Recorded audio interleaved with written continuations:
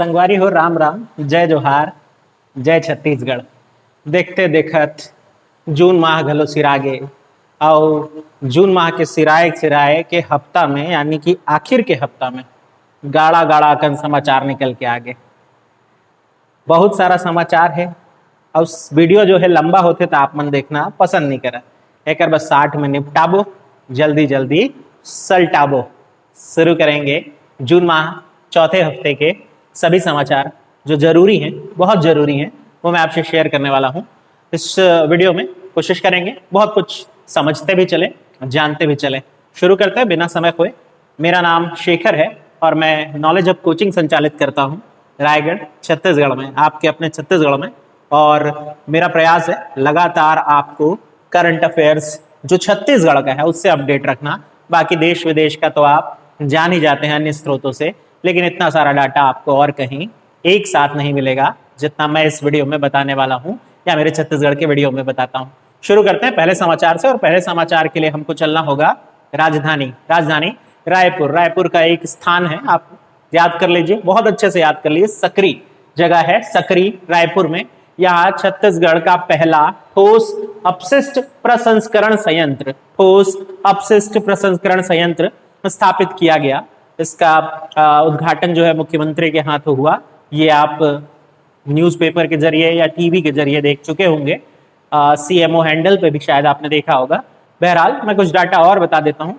इस ठोस अपशिष्ट संयंत्र जो है या प्रसंस्करण संयंत्र जो है, इसका लाभ ये होगा कि इससे हम एक तो उर्वरक बना सकेंगे, वो उर्वरक जो जैव उर्वरक कहलाता है वैसा, और दूसरा जो हमारे सीमेंट उद्योग है, वैसे छत्तीसगढ़ सीमेंट हब के रूप में विकसित भी हो रहा है, तो उसके लिए भी कुछ कच्चा माल एकत्रित किया जा सकेगा, इकट्ठा किया जा सकेगा। सिर्फ इतना ही काफी नहीं, 6 मेगावाट की विद्युत भी इस संयंत्र के द्वारा जनरेट की जा सकेगी या उपजी जा सकेगी। तो ये सब कुछ हो रहा है सकरी में। सकरी कहाँ है? रायपुर में। ध्यान ये रखना है, ये बहुत महत्वपूर्ण पॉइंट है। अक्सर न्यूज पढ़ते हुए हम हेडलाइन पढ़ते हैं और ये मिस कर जाते हैं। ये जो संयंत्र बन रहा है यानी कि सकरी का जो ठोस अपशिष्ट प्रसंस्करण संयंत्र है, ये PPP मॉडल पर बन रहा है। PPP क्या होता है पहले भी चर्चा किए हैं, पब्लिक प्राइवेट पार्टनरशिप। पब्लिक कौन है यहाँ पर? पब्लिक यहाँ पे पब्लिक सेक्टर यानी कि छत्तीसगढ़ गवर्नमेंट ले लेते हैं, और जाहिर सी बात है एक हमारे पास प्राइवेट सेक्टर भी होगा। इसमें प्राइवेट सेक्टर के लिए दिल्ली की एक कंपनी जो है SSW वर्क्स जो है उसको शामिल किया गया है। तो ये जो संयंत्र होगा ये PPP मॉडल पर है। एक होगा छत्तीसगढ़ सरकार इसका योगदान करता, और दूसरा दिल्ली की कंपनी है SSW सॉल्यूशंस। ध्यान रह जाएगा, ये PPP मॉडल पर बना है। इसका कुल लागत 197 करोड़ के करीब था, जिसमें से 127 करोड़ अभी इसमें लगाए गए हैं। इसमें जैसे कि आप देख पा रहे हैं कि 500 टन कचरे का निपटारा ये करेगा। 500 टन बहुत होता है, और इसका निपटारा यदि होगा तो बेहतर है। और आखिरी में वो जो बचता है ना, स्लैग या एकदम ऐसा अपशिष्ट जिसका निपटारा कर पाना संभव नहीं है, उससे शायद दूसरे तरह से मैनेजमेंट किया जाएगा, जैसे सड़क आदि निर्माण में उसका प्रयोग किया जाए। ये सब सोचा जा रहा है, बेहतर योजना है। आगे बढ़ते हैं और दूसरी योजना पर चलते हैं। हमको अगेन रायपुर में ही रहना पड़ेगा। रायपुर में दूसरी सेंट्रल लाइब्रेरी जो है वो खोली जा रही है। एक पहले से है वहां मौजूद, उस पर धीरे से आते हैं, पहले इस पे बात कर लेते हैं। तो दूसरी सेंट्रल लाइब्रेरी खोली जा रही है, वो रायपुर के शंकर नगर बड़ा पॉश इलाका है रायपुर का। सारे मंत्री संतरियों के घर आपको इसी मार्ग पर से दिख जाएंगे। इसी में एक BTI मैदान है, ध्यान रखें BTI मैदान, उसके भीतर ये जो है खोला जाएगा। ध्यान ये रखना है कि इनका इस जो लाइब्रेरी है उसका नाम पंडित दीनदयाल उपाध्याय जी के नाम पर होगा। रायपुर में इससे पहले भी एक सेंट्रल लाइब्रेरी है जो आयुर्वेदिक कॉलेज यानी वो जो विवेकानंद आश्रम मार्ग से भिलाई मार्ग है उस मार्ग पर स्थित ऑलरेडी हमारे पास एक सेंट्रल लाइब्रेरी रायपुर में मौजूद है। तो अब बात करते हैं तीसरी, जो कि इस पूरे हफ्ते सेंसेशन बना रहा या बहुत चर्चा में रहा। एक योजना है जो छत्तीसगढ़ सरकार ने लॉन्च की है, और उस योजना का नाम क्या है? गोधन न्याय योजना। गोधन न्याय योजना नाम से समझ आ गया होगा कि गोधन, और यहाँ बात हो रही है गोबर की। वैसे गोधन के रूप में आप दूध और अन्य उत्पाद देखते हैं, लेकिन यहाँ पर बात हो रही है गोबर की। तो छत्तीसगढ़ सरकार ने तय किया है, वो ऐसी पहली सरकार बनने वाली है जो गोबर की खरीद करेगी। अब इसके लिए एक 5 मंत्रियों की कमेटी या एक दल भी बनाया जा रहा है। सचिव स्तर पर इसकी मॉनिटरिंग भी की जाएगी, या नोडल एजेंसी के रूप में सचिव जो हैं अलग अलग विभाग के, वो इसकी मॉनिटरिंग करने का काम भी करेंगे। इससे देखिए इस योजना का विरोध भी बहुत हुआ, मजाक भी उड़ाया गया, लेकिन मजाक अपनी जगह, विरोध अपनी जगह। आप एक स्टूडेंट के रूप में अगर देखें तो आपको ये याद रखना है, जो फैक्ट याद करने का है, राजनीति को अपनी जगह छोड़ते हैं, हम एक स्टूडेंट के रूप में पढ़ते हैं, तो हमको क्या याद रखना पड़ेगा कि ये योजना एक्चुअल में शुरू कब होगी, हरेली के दिन शुरू हो रही है, या तो ये प्रश्न बन सकता है हरेली कब पड़ रही है, तो 21 जुलाई को पड़ रही है। डेट अगर याद करना है तो 21 जुलाई 2020 होगा, और तिथि या त्योहार बोले तो हरेली है। हरेली छत्तीसगढ़ का एक बहुत महत्वपूर्ण त्योहार है, जिस दिन अपने पशुओं को सम्मान देते हुए ये पर्व जो है मनाया जाता है। श्रावण माह की अमावस्या समझ सकते हैं, हरेली उस अवसर पर मनाया जाता है, और उसी अवसर पर यह शुरू किया जा रहा है। इस योजना के जो बुरे फैक्ट हैं वो तो बाद में चर्चा करते हैं, पहले ये देख लेते हैं कि इस योजना में सिनारियो क्या है या सीन क्या है, लाभ क्या हो सकता है। तो भाई देखें, गोठान जो बनाए गए हैं, अभी नरवा गरबा घुरवा बाड़ी एक योजना और चली थी, तो गोठान जो है उस गोठान के माध्यम से भी गोबर एकत्रित करके इससे क्या किया जाएगा, तो वो होता है ना उर्वरक, खास तरह का उर्वरक जिसको हम लोग क्या कह देते हैं, वर्मी कंपोस्ट टाइप वाला खाद, वो तैयार कर लिया जाएगा। इससे जो दूसरा बड़ा महत्वपूर्ण लाभ जो मुझे पर्सनली अगर देखें तो मुझे ये अच्छा लगा, अगर ये क्रियान्वित हो तो बहुत अच्छी बात होगी। आवारा पशुओं पर नियंत्रण किया जाएगा। क्या होता है कि बहुत सारे पशु धन के मालिक जो होते हैं, गाय पाल तो लेते हैं, भैंस पाल तो लेते हैं, लेकिन उसको सिर्फ क्या करते हैं, अपने दोहन के लिए यूज करते हैं और बाकी समय उसको सड़कों में छोड़ देते हैं। ऐसे जो व्यक्ति हैं उनके ऊपर कार्यवाही होगी, पशुओं को एक जगह एकत्रित करके रखा जाएगा या जागरूक किया जाएगा कि आप अपने पशुओं को खुद से रखिए संभाल करके, और उसके गोबर से भी आपको आय हो सकती है। हाँ, इस पे बहुत सारे चिंतन मनन होना ये बाकी है कि गोबर की पहचान कैसे होगी, कि वो सिर्फ गोबर ही तौल करके बेचा जा रहा है। हाँ, आप मेरी बात समझ पा रहे हैं ना? बिल्कुल। तो भाई इसमें जो है टेंशन ये सारी बातों की है, इसका निपटारा होगा। आपको पॉइंट क्या क्या याद करने हैं वो आप यहाँ देख चुके, 21 जुलाई हरेली। अच्छा, एक चीज और बताना भूल गए इसमें, जैसे गोठानों की बात निकली है अगर, तो एक चीज तो जान लीजिए कि अभी तक हमारे पास यानी छत्तीसगढ़ में 2200 गोठान ऑलरेडी बन चुके हैं। 2800 गोठान बनने वाले हैं, यानी टोटल कितने हो गए, 2200 वो हो गए और 2800 बनेंगे, 5000 गोठान होंगे, और उन गोठानों से गोधन संचित किया जाएगा और उसको उपयोग किया जाएगा। तो सरकार खरीदेगी गोबर, ऐसा पहली बार हो रहा है किसी राज्य की सरकार के द्वारा। तो गाय से प्रेम करें और गोबर से नफरत, ठीक है, अपनी अपनी मर्जी। आगे बढ़ते हैं, अब बात करेंगे बोडला। अच्छा, बोडला जो है ये बहुत चर्चा में आया। क्यों चर्चा में आया? क्योंकि गृह मंत्रालय भारत सरकार, उसने कवर्धा जिले के इस थाना को यानी बोडला थाना को आदर्श थाना का अवार्ड दिया है, यानी कि मॉडल थाना के रूप में चिन्हित किया गया, पूरे देश में पहले स्थान पर। अब इसमें एक फैक्ट और जानिए, जब अगर थाना है उसको अवार्ड मिला है तो उस थाना के प्रभारी को भी मिलेगा। तो 2-3 फैक्ट ये भी देख लेते हैं। यहाँ के थाना प्रभारी हैं मिस्टर संतराम सोनी जी, इनको ज्यादा क्रेडिट मिलना चाहिए, बाकी उसके ऊपर के ओहदे जाहिर सी बात है उनको हक मिल ही जाएगा। तो यहाँ कवर्धा के एसपी को भी याद कर लेना चाहिए जो एल के ध्रुव हैं, और दुर्ग के आईजी जो हैं विवेकानंद सिन्हा, उनको भी याद कर लेना चाहिए। अब बात करेंगे दुर्ग के आईजी को, क्यों?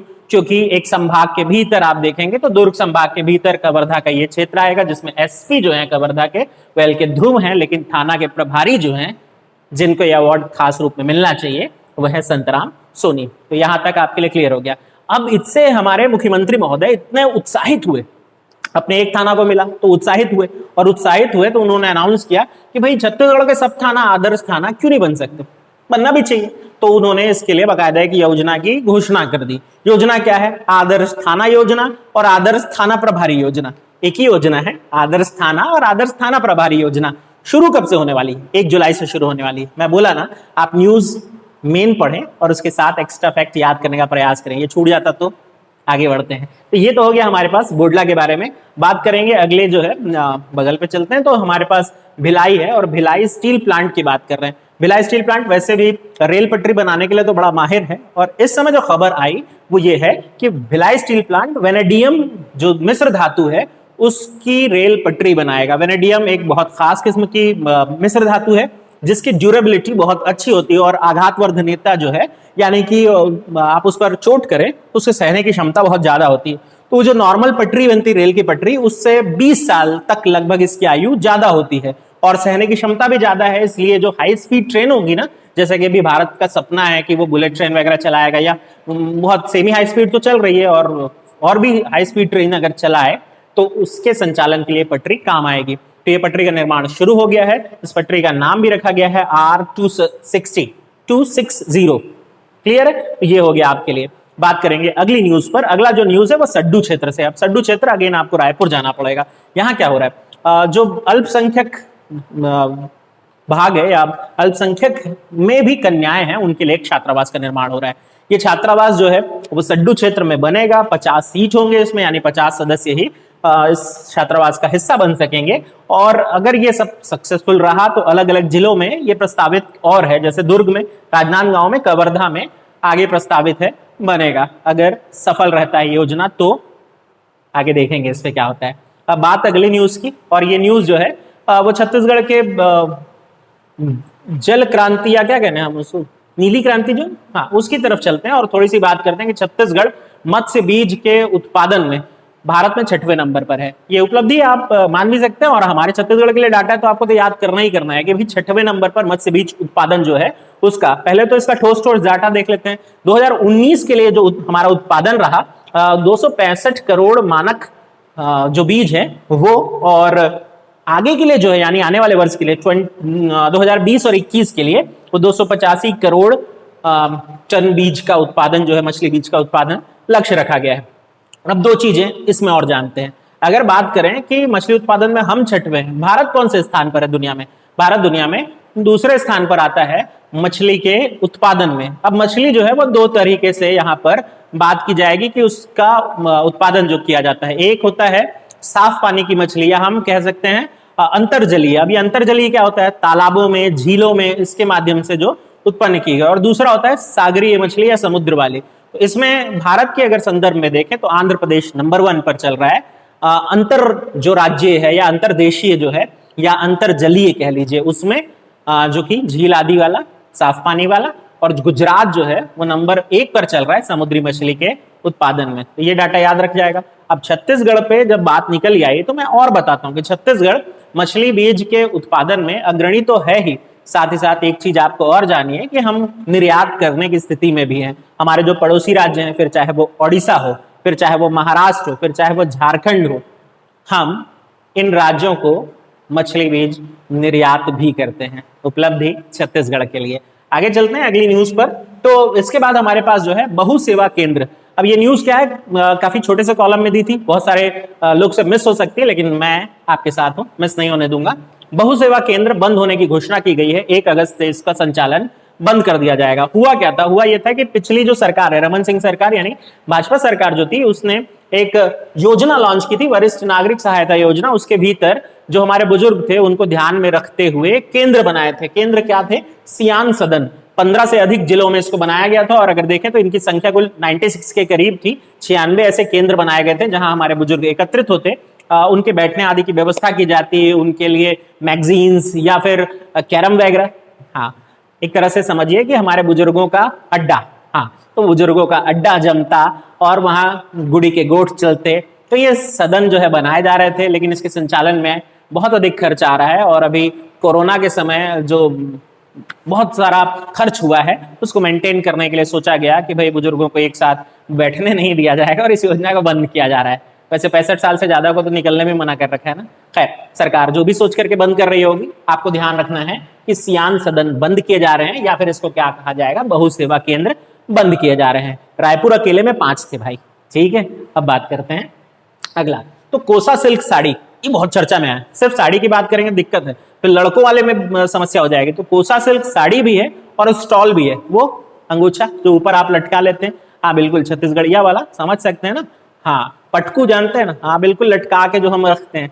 तो भाई यहाँ पर बात करेंगे जो राज्य अलंकरण होते हैं, राज्य अलंकरण के रूप में इसका प्रयोग किया जाएगा। होता क्या था, राज्य सरकार अगर किसी को सम्मानित करती थी तो आमतौर पर वो छत्तीसगढ़ के जो क्राफ्ट हैं उसका प्रयोग करती थी। जैसे बेल मेटल का बना हुआ वन भैंसा हो गया, या अलग अलग तरह के क्राफ्ट हो गए जिसमें ढोकरा शिल्प आ जाता है, या हमारे एक ताल का आर्ट ही देख लीजिए, वो आ जाता है। इसके अलावा अगर देखें गढ़वा कला, ढोकरा शिल्प, ये सब, इसके अलावा जो कास्ट शिल्प है वो सब भेंट के रूप में दिए जाते थे। अभी यहाँ पर किस्सा क्या है? अभी यहाँ पर किस्सा ये है कि अब जो कोसे की साड़ी है उसका या कोसे के स्टॉल का भी प्रयोग किया जाएगा राज्य प्रतीक के वितरण के रूप में। ये जो कोसे की साड़ी होगी या स्टॉल होगा उसमें राज्य गीत लिखा होगा कढ़ाई करके, क्या अरपा पैरी के धार, महानदी है अपार, इंद्रावती पखारे तोर पैया। किसने लिखा है? अगर पता हो नीचे कमेंट पे बताइए। पता है ना आपको? सबको पता है, फिर भी कमेंट देखना चाहता हूं आपका।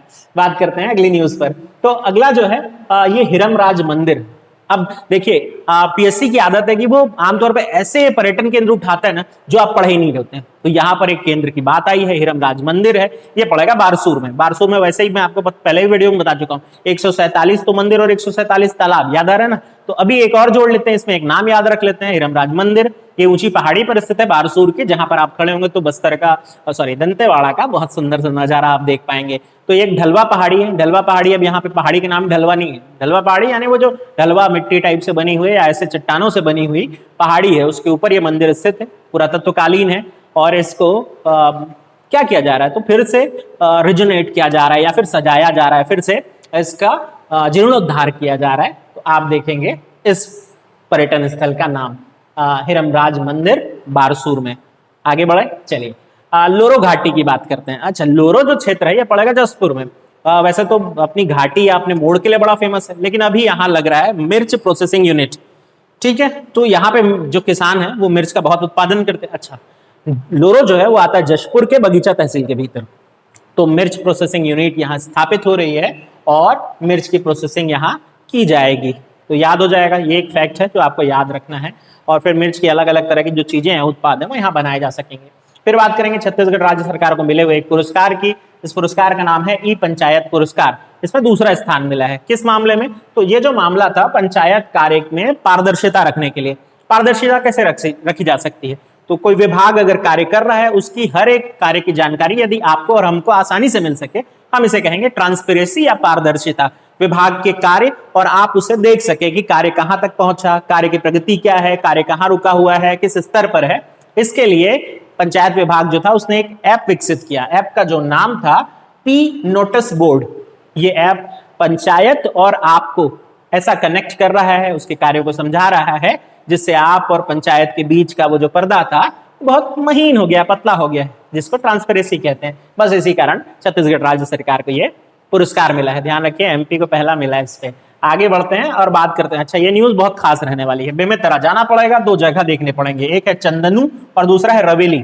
चंदनू तो ठीक है भैया, रवेली आपने सुन रखा होगा। नाचा पार्टी याद है ना, रवेली की नाचा पार्टी। अच्छा, फिल्म भी तो आई थी यार, मंदरा जी, देखी होगी आपने? नहीं देखी? देखो यार, शायद यूट्यूब में मिल जाए, और नहीं तो लिंक खोजिएगा, आजकल तो सब मिल रहा है। हाँ, तो बात करते हैं चंदनू और रवेली बेमेतरा। यहाँ दो नए फूड पार्क प्रस्तावित हैं। संभवतः इसके जमीन का अधिग्रहण भी पूरा हो गया है और शायद ये इस साल के अंत तक या अगले साल तक बन भी जाए। तो आपके पास दो नाम याद करने के लिए हो गए हैं, चंदनू और रवेली। बेमेतरा में दो नए फूड पार्क। अगेन मैं बता दूं, ये PPP मॉडल पे बन रहा है और इसमें सहायक जो संस्था है, अभी उसका नाम मुझे मिल नहीं पाया, जैसे ही मिलेगा मैं तो हूं आपके साथ, अपडेट कर दूंगा।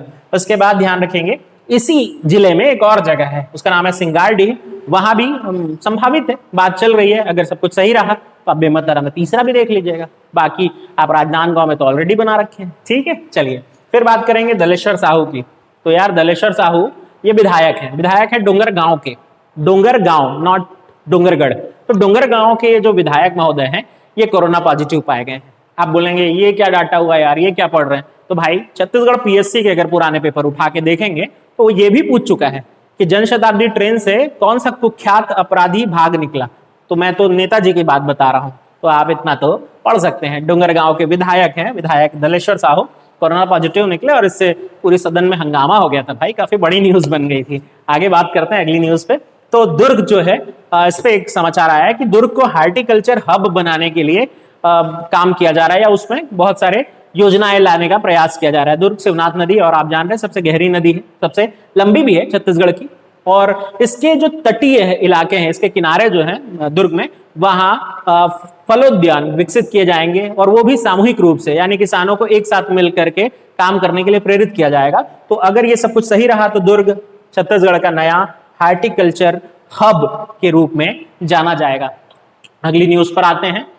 बस्तर चलना पड़ेगा, और बस्तर में मलेरिया मुक्त बस्तर अभियान शुरू हुआ है। 3 चरणों में चलने वाला है ये अभियान, जिसका पहला चरण शुरू कर दिया गया है और इसकी शुरुआत हुई है कांकेर से।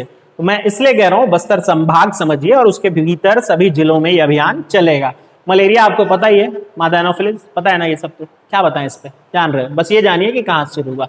फिर बात करते हैं, दूसरा वन विभाग का योजना है पौधा तुहर द्वार। पौधा तुहर द्वार योजना। कई बार क्या होता है, इतना आसान लग रहा है, तो अब इसी में अगर बोल देगा भाई दूसरा अलग अलग शब्द यूज कर देगा, पेड़ तुहर द्वार, या क्या एक बोलते हैं ना, बिरवा। छत्तीसगढ़ में जान रहे बिरवा शब्द? नहीं, तुलसी के बिरवा जगह है, सुने हैं? हाँ, तो भाई पौधा ही को कहते हैं। अगर ये शब्द यूज कर देता तो फिर आप फंस जाएंगे। तो योजना का नाम है पौधा तुहर द्वार। इसमें घर घर आएंगे वन विभाग वाले और आपको कुछ 5 पौधे वो दे करके जाएंगे, ताकि आप उन्हें रोपें, अपने घर में बड़ा करें और छत्तीसगढ़ की हरियाली में आपका योगदान दें। इन पौधों की अच्छी बात ये होगी कि इसमें पीपल वगैरह जैसे पेड़ तो होंगे, उसके अलावा कुछ फलदायी भी होंगे, मुनगा वगैरह भी वितरित किया जाना है। तो भाई देखें, हम कहते रहते कि पर्यावरण बचाना है। जब पौधा तुहर द्वार की गाड़ी आपके द्वार पहुंचे तो वो पौधे ले करके गिफ्ट मत कर देना किसी को, अपने आंगन में, अपने आसपास रोप लेना। कुछ जिम्मेदारी आपकी और हमारी भी बनती है। आगे बढ़ते हैं और देखते हैं अगली जो न्यूज है। ये न्यूज है छाया वर्मा। छाया वर्मा राज्यसभा सांसद हैं, 2016 में चयनित हुई और जो है 2016 से इनका जो नाम जो है वो उछला था, सामने आया था। धमतरी क्षेत्र से हैं और राज्यसभा सांसद हैं छत्तीसगढ़ के लिए। ये सांसद रत्न अवार्ड 2019 अभी 19-20 के लिए कहिए वो चुनी गई हैं। अब इसमें ना 2-3 फैक्ट है हमारे पास, वो आप जान लीजिए। एक तो ये हो रहा है कि राज्यसभा के सांसद को पहले दिया नहीं जाता था। ये पहली बार है 2020 में जब किसी राज्यसभा के सांसद को दिया जा रहा है। तो छाया वर्मा के साथ साथ एक और व्यक्ति हैं, विशंभर प्रसाद, ये सपा के विधायक हैं और उत्तर प्रदेश से आते हैं, हमीरपुर। छाया वर्मा के अलावा विशंभर प्रसाद जो कि उत्तर प्रदेश से हमीरपुर से आते हैं, वो जो हैं 2 लोग चुने गए हैं राज्यसभा के ऐसे सांसद जिनको सांसद रत्न अवार्ड दिया जा रहा है। अब मैं थोड़ी सी इस अवार्ड के बारे में एक छोटी सी बात बता दे रहा हूं। इस अवार्ड को शुरू करने का सुझाव जो है वो दिया था हमारे पूर्व राष्ट्रपति महोदय और देश के बहुत कमाल के वैज्ञानिक, उम्मीद है नाम आप समझ गए होंगे, कलाम साहब की बात कर रहा हूं। उनके सुझाव पर 2010 में इस योजना को शुरू किया गया और अब 2020 पे राज्यसभा के सांसद को देना भी शुरू किया गया। लोकसभा के सांसदों को भी दिया जा रहा है। अगर वो जानना हो तो मैं न्यूज की क्लिप आपको भेज दूंगा टेलीग्राम पे, सबका नाम आप पढ़ लीजिएगा। हाँ, शशि थरूर है उसमें एक लोकसभा वाले, हम वही तो चर्चा में रहते तो याद रह जाएंगे। बाकी हमारे यहाँ की छाया वर्मा है तो आपको याद रखना है, और राज्यसभा में शुरू हुआ इसलिए विशंभर प्रसाद को आप याद रख लीजिए। ध्यान ये रखिए कि ये कोई संसद नहीं देती है, ये एक संस्था है जिसका नाम है prime point foundation. Prime point foundation वो जो संस्था है वो ये अवार्ड देती है, याद रह जाएगा। ठीक, आगे बात करते हैं अगली न्यूज पर, सौर सुजला योजना। तो ये यार मुख्यमंत्री अभी बहुत सारी मीटिंग ले रहे हैं और उसमें से ये डाटा निकल के आया मेरे पास, तो मैं आपको शेयर कर दे रहा हूँ। सौर सुजला योजना जो है जिसमें सोलर पंप आदि बांटे जा रहे हैं, उसका एक डाटा है कि 2020-21 में कुछ 20,000 सोलर पंप बांटने का लक्ष्य है या वितरित करने का लक्ष्य है। और अगर ये लक्ष्य पूरा होता है तो इससे सिंचाई का जो एरिया विकसित होगा वो 50,000 एकड़ तक विकसित हो जाएगा। तो ये जो हमारे जल संसाधन क्रेडा के जो सदस्य हैं उन्होंने ये जानकारी दी और वो जानकारी मुझे मिली तो मैं आपको बता रहा हूँ, याद करिएगा आप भी। बात करते हैं अगला रसिक परमार की। तो रसिक परमार जो साहब हैं ये काफी दिन से दुग्ध महासंघ में थे और खूब सारा घोटाला कर रहे थे। अब जब इस घोटाले की खबर सामने आ गई तो इनको महासंघ से बहिष्कृत कर दिया गया है, निष्कासित कर दिया गया है, निकाल दिया गया है। तो रसिक परमार को याद रखिए, दुग्ध महासंघ के अध्यक्ष हुआ करते थे और इनका पत्ता हो गया है साफ। क्यों? भ्रष्टाचार के आरोप के कारण। अब बात करते हैं एक मोबाइल ऐप की। तो यार अपन सब चाइना से बड़े त्रस्त हो रखे हैं और नहीं भी हैं तो न्यूज चैनल वाले तो कर रखे हैं कि आप न्यूज चैनल वालों को सुनोगे तो ऐसा लगता है कि बस ये स्टूडियो में बैठा बैठा सीमा में पहुंच गया है। जवान जो उलझ रहे हैं वो उलझ रहे हैं, उनकी परेशानी वो समझते होंगे, लेकिन इनको युद्ध चाहिए, हर वक्त युद्ध चाहिए और यहाँ स्टूडियो में बैठे बैठे युद्ध कर रहे हैं। तो उन्होंने हमको कहा है कि भाई बॉयकॉट करना है चाइना को। तो बहुत सारे लोग टिकटॉक छोड़ रहे हैं। ये अच्छी बात है कि हमने कभी चलाया नहीं, और जो लोग चला रहे हैं और चला करके छोड़ रहे हैं और बोल रहे हैं कि हम देशभक्त हैं, तो इतने दिन तक पता नहीं आप क्या कर रहे थे, कौन सी देशभक्ति दिखा रहे थे। लेक्चर ज्यादा हो गया, वापस आते हैं न्यूज पर। तो एक ऐप है, मोबाइल ऐप, जिसका नाम है चिंगारी। तो टिकटॉक की जगह लोग अब ये इंस्टॉल कर रहे हैं, खूब तेजी से इंस्टॉल कर रहे हैं। इसके इंस्टॉलर काफी संख्या में बढ़े। अगर आपने भी नहीं किया तो कर लीजिए, अगर टिकटॉक चला रहे थे इससे पहले तो। हाँ, तो ये जो चिंगारी ऐप है ये हमारे छत्तीसगढ़ के एक भाई ने बनाया, अब तो आप इंस्टॉल कर सकते हैं। छत्तीसगढ़ के जो भिलाई के ये सज्जन हैं, इनका नाम है सुमित घोष, कुछ 2 साल से इस ऐप पे लगे हुए थे और अब देखें आपदा अवसर में बदल गई और इनका ऐप जो है वो हिट हो गया। बधाई हो इनको। और अगर आप चाहें तो ये ऐप इंस्टॉल करिए और वो जो सारी कलाकारी आप टिकटॉक पे दिखा रहे थे, स्वागत है। चलिए बात करते हैं अगली न्यूज पर, शहीदों के सम्मान की। तो देखें, चाइना की बात आई तो हमारे शहीदों की बात भी सामने आनी ही थी। उससे याद आया, गणेश राम जो कुंजाम जी हैं हमारे, उनके नाम पर वहां के यानी उनके स्कूल, उनके ग्राम क्षेत्र के स्कूल का नामकरण अब कर दिया गया है। यानी वो जो स्कूल है वहां का हायर सेकेंडरी स्कूल, वो अब गणेश राम कुंजाम जी के नाम पर जाना जाएगा। उनकी शहादत को दोबारा एक बार हमारा नमन है। बात करते हैं शहीदों के सम्मान की। तो छत्तीसगढ़ के वो व्यक्ति जो सेना में हैं और यदि शहादत प्राप्त करते हैं, शहीद हो जाते हैं किसी युद्ध के दौरान या किसी ऐसे घटना के दौरान जो कि देश हित से जुड़ी हुई है, तो उनको उनके परिवार को मिलने वाली जो राशि होगी वो अब 10 लाख पहले हुआ करती थी, उससे बढ़ा करके 20 लाख रुपए कर दी गई है। ध्यान रह जाएगा, सैन्य कार्य में लगे हुए हमारे छत्तीसगढ़ के जो बंधु बांधव हैं, यदि उनकी शहादत होती है तो उनके परिवारजनों को अनुग्रह राशि जो पहले 10 लाख मिला करती थी 20 लाख मिलेगी। इसकी घोषणा ताम्रध्वज साहू जी ने की।